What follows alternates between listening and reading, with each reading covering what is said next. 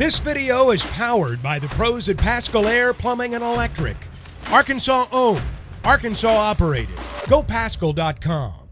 Yeah, Coach, after the Oklahoma game, you had mentioned focusing on yourselves before shifting focus to Lipscomb. I'm just curious, Kev, what areas have y'all really honed in on at practice so far, and how would you say that's gone? Yeah, I mean, we've had two great practices, but this group's been a pretty good practice group all year, so, to say that we've had two great practices, it still has to correlate to the game, because I do think this group has a spirit about itself in practice that, we've also had some guys that aren't great practice players, and they go out in a game and, do damage in a positive way. So, we have had good practices. They've been very competitive, more live stuff than we've done since I've been at Arkansas. Guarding the ball full court one-on-one, guarding the ball on the wing, 45-degree angle one-on-one. We have not done any of our breakdown drills. We have done no station work.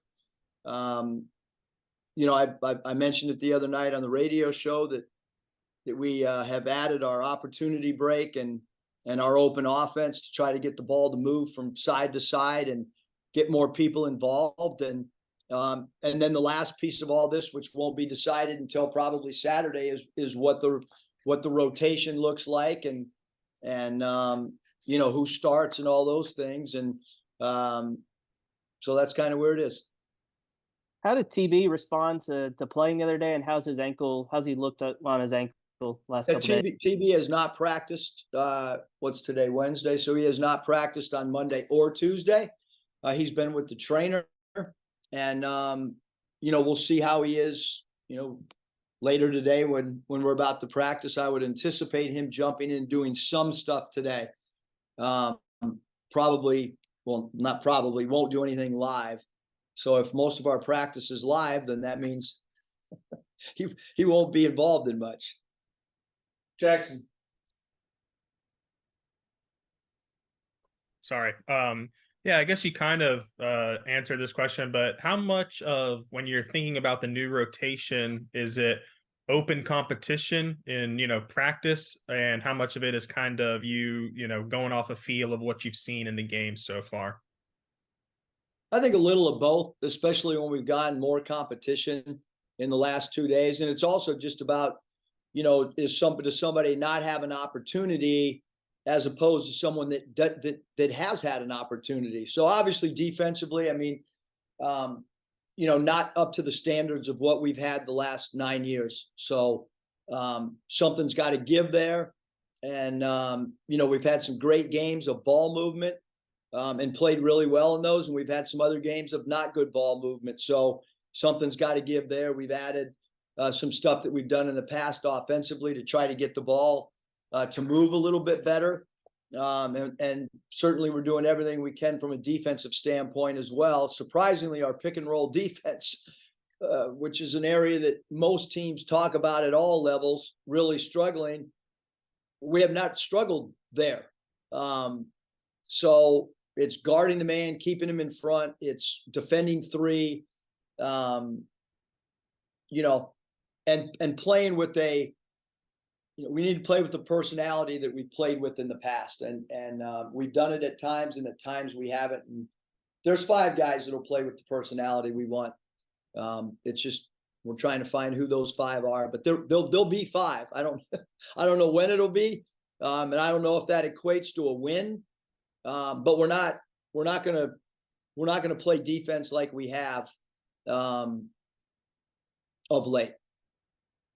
And after the Oklahoma game, you mentioned kind of the guys falling over on layups, impacting maybe some transition defense. I'm wondering, are there any other ways where maybe some struggles on offense have negatively impacted you on the defensive end, or is that kind of the main one, and then you just have the unable to stop the dribble penetration and stuff?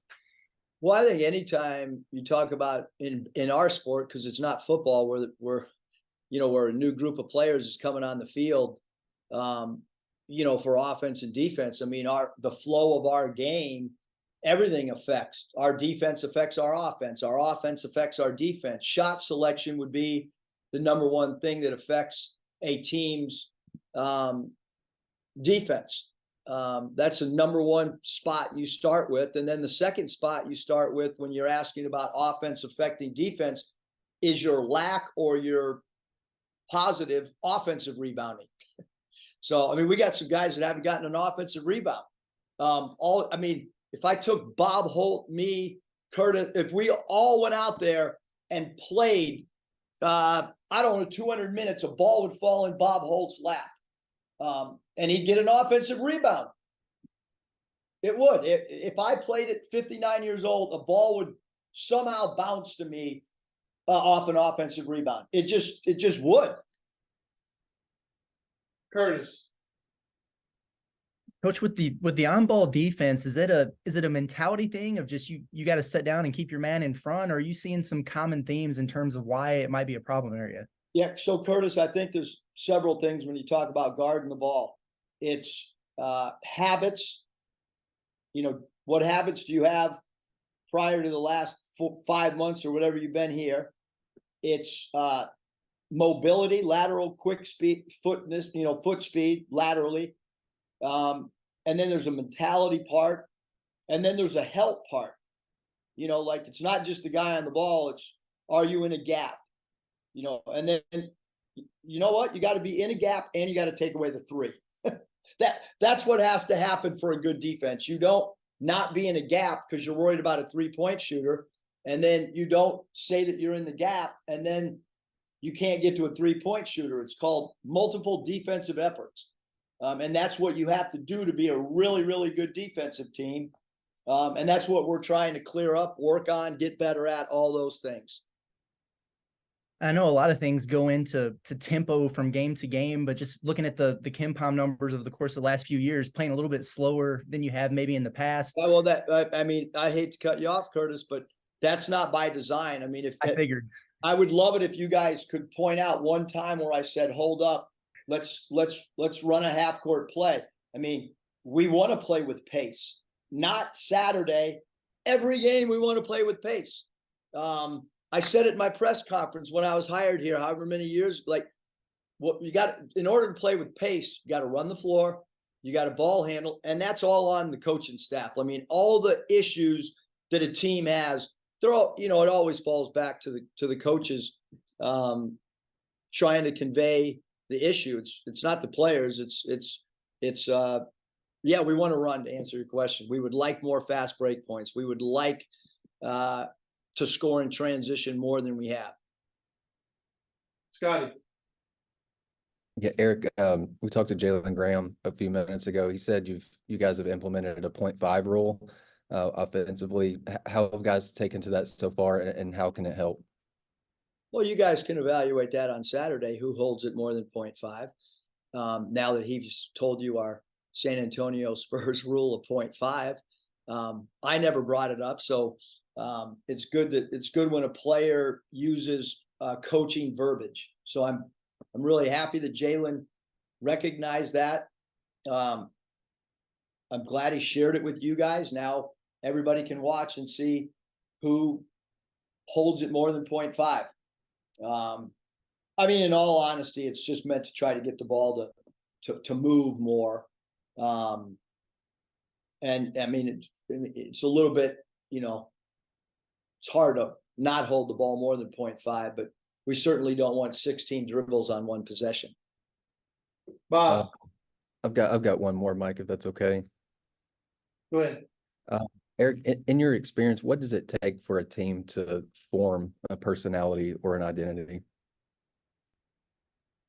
Oh boy, great question, Scotty. Look, we talked to our team about some past guys that have been here. I think some guys, I look back and without naming names, one guy had an incredible year for us, and it clicked for him 2 games into SEC play. I vividly remember when, all right, I understand the defensive philosophy. I understand what we're trying to do on offense. Let's go do it. And that player's had a great career or a great year here and has moved on and playing at the highest level. So I think there's, some guys get it the last game. Some guys get it after they leave here. And some guys never get it. So I don't think there's, I mean, I would love to tell you, oh yeah, it happens after 12 games. I mean, Chuck Daly used to say you get to know your team 50 games into an NBA 82 game season. So we certainly don't know our team. Some teams in college, those guys haven't figured out quicker. I don't know, but and we've lost to some really good teams. I mean, you look at the records of the teams we've lost to. I don't care about their Ken Palm numbers or whatever. I'm just saying that the teams we've lost to. I watched Memphis the other day go into Texas A&M, and Texas A&M has a lot of returning players. Basically, their whole roster, they're really well coached, and that was a true home game for A&M. And Memphis played phenomenal. And I think Texas A&M is one of the best teams in the country. And so North Carolina is a heck of a basketball team. And Oklahoma's probably went into the season the most underrated team in college basketball. Bob. Yeah, hey Eric. Yeah, last time I looked, Greensboro was 7-1 or something and 1, whatever. So they're pretty good too. Hey, before I forget, Nate wanted me to ask you this. With it being finals week, has that impacted practice at all, or have you had any issues with guys being able to practice, or 0? Okay, that's good. That's not a verbal answer. Another thing, we haven't even asked you about Lipscomb yet. What's your take on those guys? So Lipscomb, 49th in the country in made threes, 9 a game. So, we got to defend the three. 58th in the country in 3-point attempts. They average 26 per game. It's a pretty high number. Number 0, McGinnis, leads them in 3-point percentage. He can play the 2, 3, 4. He's 42% from 3 on 6 attempts a game, or 5.6 attempts a game. And, 60% of their shots are threes. 30% of their shots are mid-range. So that would, they're a really good offensive team.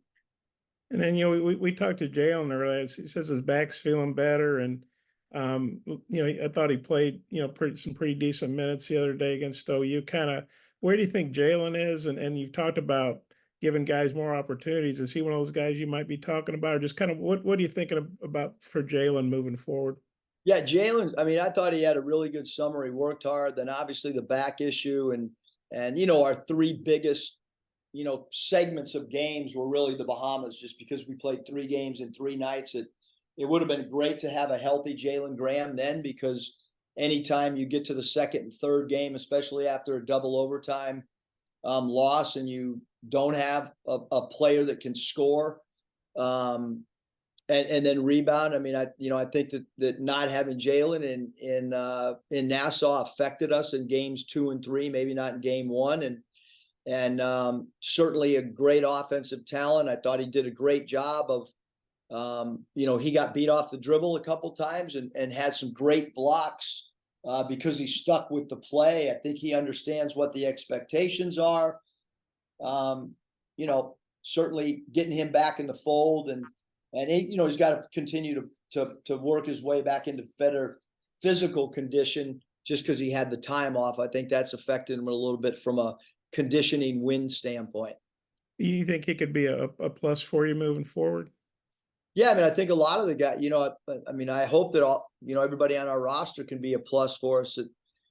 Some guys that are scoring at a high level, they got to defend better, and some guys that are defending pretty good got to give us a little more on offense. So I'm hopeful that that we can improve both individually, and that everybody can somehow contribute some way, shape, or form.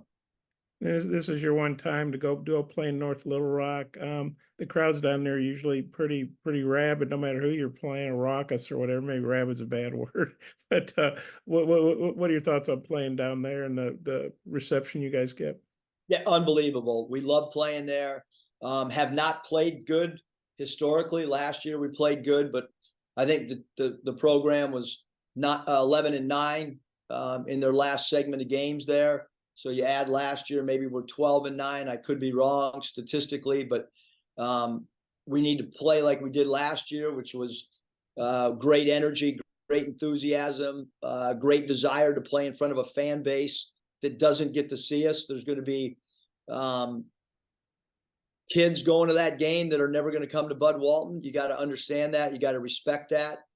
You got to understand that there's people that only watch games on TV, and this is their one opportunity.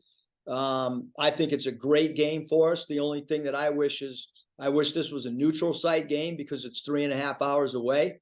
It's not a neutral site game. It is counted as a home game for us, which obviously we got the home crowd and all that.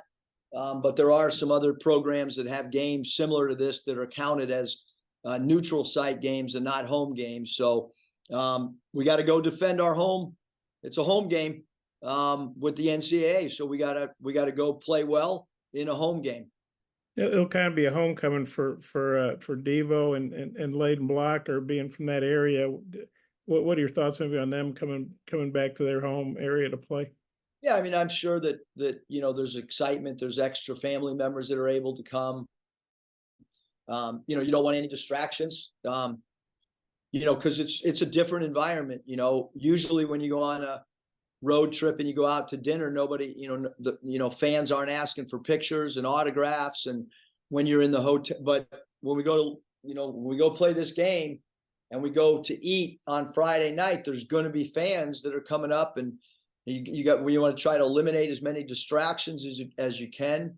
I don't go speak anywhere else on a road trip. I'm gonna speak on Friday to a group. So all of us have to understand that this is a game. We've got to stay focused. We've got to get ready to compete in a game that's that's a one-time game in front of what will be a sold-out building, we would assume, and a very, very important game for us, in my opinion.